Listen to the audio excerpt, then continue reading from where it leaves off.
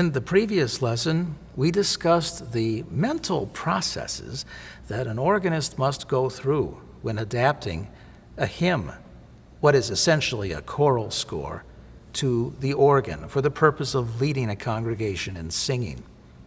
We explored how using swell shades can change the dynamics and help support the congregation at times. We also understood how we draw the bass down to the pedal. And so now we have another tune. This tune is called Ellers. It has a lot in common with the other hymn we just used. It's from the same general period of time, the late 19th century.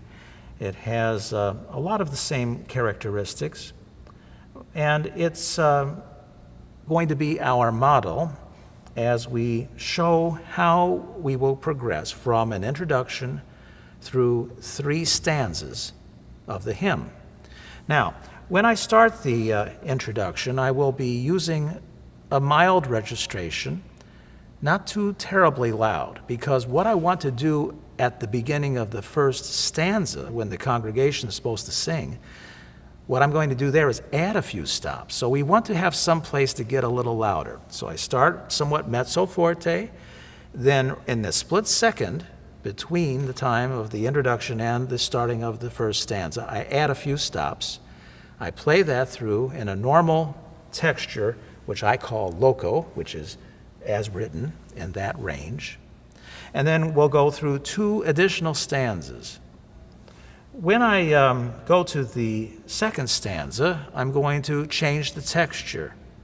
I'm going to take the melodic line, the soprano, and solo it out on a separate manual. And of course, this will be with my right hand. I'm going to solo it out on what is here, the choir division.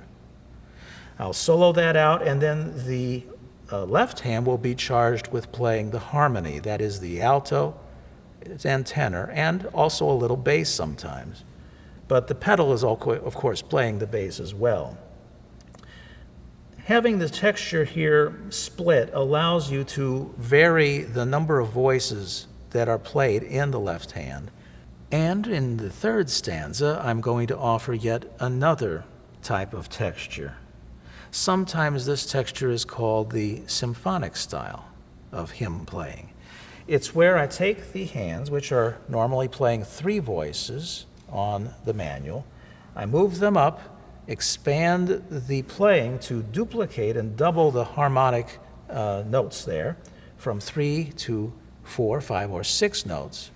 And while this would normally create a situation where the organ sounds very high-pitched and top-heavy, to restore the grounding of 8-foot pitch, we will pull on the registration when playing up here 16-foot tone in the manuals, or get some coupling from another division at 16-foot pitch. This will help to flesh out that entire thing, and it will make it very supportive, I think, for congregational singing if you have an organ with these 16-foot resources and couplers.